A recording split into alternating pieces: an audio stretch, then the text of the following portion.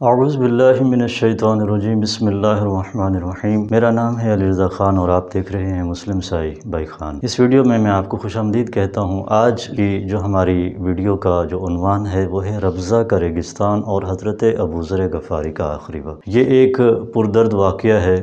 حضرت ابوذر غفاری رضی اللہ تعالیٰ عنہ صحابی پیغمبر، جس کے بارے میں حضور صلی اللہ علیہ وآلہ وسلم نے یہ فرمایا تھا، آسمان نے سایہ نہیں کیا اور زمین نے اپنی پشت پر کسی ایسے انسان کو نہیں اٹھایا جو ابوذر سے زیادہ سچا ہو۔ حضور صلی اللہ علیہ وآلہ وسلم اس دنیا سے پردہ فرما چکے تو خلیفہ ثالث نے ابوذر کو درست ناکہ پر مدینہ سے جلا وطن کر کے صحرائے ربضہ میں بھیج دیا۔ وہاں ابوذر ایک عرصے تک سرگرداں رہے۔ اس صحرا میں ان کا بیٹا زر فوت ہو گیا۔ لخت جگر کو سپرد خاک کیا اور کہا، بیٹا میں تیری قبر پر بیٹھ کر ضرور روتا، مگر مجھے خود ایک طویل سفر درپیش ہے۔ چند دن بعد ان کی زوجہ بھی اس صحرا میں وفات پا گئی۔ ابوذر غفاری نے اپنی بیوی کو دفن کیا۔ اب لکو دک صحرا میں ان کی ایک معصوم بیٹی اور وہ زندہ رہ گئے تھے۔ ابوذر کی بیٹی نے کہا، بابا جان 3 دن سے میں بھوکی ہوں، بھوک کی وجہ سے میرے اعضاء جواب دے گئے ہیں اور میرے جسم میں ایک طرح کی کمزوری داخل ہو چکی ہے۔ ابوذر نے کچھ ریت جمع کر کے سر کے نیچے رکھی اور ریت کا سرہانہ بنایا اور اس پر اپنا سر رکھ کر لیٹ گئے۔ تو یہ بچی کہتی ہے کہ میں اپنے والد کے قریب گئی تو دیکھا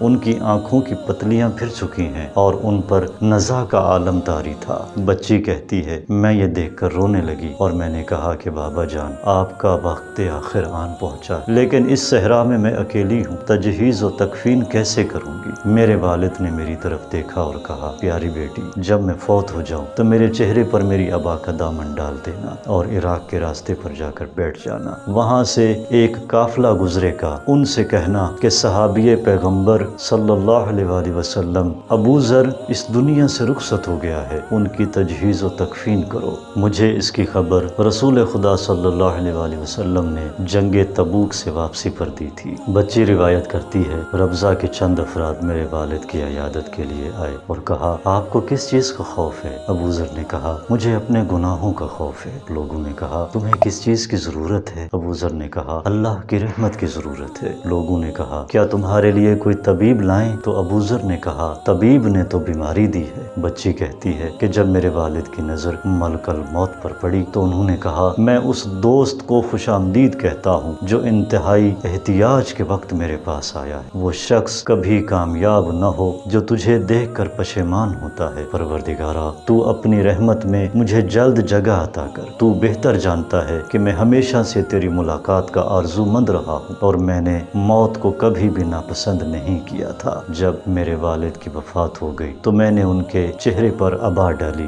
اور عراق کے راستے پر جا کر بیٹھ گئی۔ دور سے ایک قافلہ نظر آیا۔ جب قافلہ میرے قریب آیا تو میں نے کہا، مسلمانوں، رسول خدا صلی اللہ علیہ وآلہ وسلم کا صحابی ابوذر دنیا سے رخصت ہو گیا ہے، میں اس کی بیٹی ہوں۔ قافلہ رک گیا اور مجھ سے میرے والد کی لاش کے متعلق سوال کیا۔ میں انہیں والد کی میت پر لے کر آئی۔ جب قافلے والوں نے ابوذر کی میت کو دیکھا تو رونے لگے۔ ان کی تجہیز و تکفین کیا گیا اور مالک اشتر نے ان کا نماز جنازہ پڑھایا اور انہیں دفن کیا۔ مالک اشتر کے پاس ایک قیمتی حلہ تھا جس کی قیمت 4000 درہم تھی۔ اس قیمتی حلے کا ابوذر کو کفن پہنایا گیا۔ ایک روایت بھی سنتے جائیں۔ عبد الرحمن ابن حجاج کہتے ہیں کہ میں امام جعفر صادق علیہ السلام کی خدمت میں آزمائش و امتحان کا ذکر کیا اور اس بات کا ذکر چھڑا کہ اللہ مومن کو کس طرح سے آزماتا ہے، تو امام جعفر صادق علیہ السلام نے فرمایا، رسول خدا صلی اللہ علیہ وآلہ وسلم سے پوچھا گیا، دنیا میں سب سے زیادہ کس کی آزمائش ہوتی ہے؟ آپ صلی اللہ علیہ وآلہ وسلم نے فرمایا، انبیاء کی سب سے زیادہ آزمائش ہوتی ہے، اس کے بعد اس کی آزمائش زیادہ ہوتی ہے جو درجے میں ان کے قریب ہوتا ہے، پھر ان کی آزمائش ہوتی ہے جو ان سے تیسرے درجے پر ہوتا ہے، پھر مومن کی ایمان اور حسن اعمال کے مطابق آزمائش ہوتی ہے، جس کا ایمان صحیح ہو اور عمل نیک ہو تو اس کی آزمائش زیادہ ہوتی ہے، اور جس کا ایمان کمزور اور عمل ضعیف ہو اس کی آزمائش کم ہوتی ہے۔ امام جعفر صادق علیہ السلام نے فرمایا، زمین پر اللہ کے کچھ خالص بندے ایسے بھی رہتے ہیں کہ جب آسمان سے کوئی تحفہ نازل ہوتا ہے تو اللہ ان سے اس تحفے کو پھیر دیتا ہے، اور جب کوئی آزمائش نازل ہوتی ہے تو ان کی طرف چلی جاتی ہے۔ امام جعفر صادق علیہ السلام نے فرمایا، مومن میں 8 صفات ہونی چاہیے۔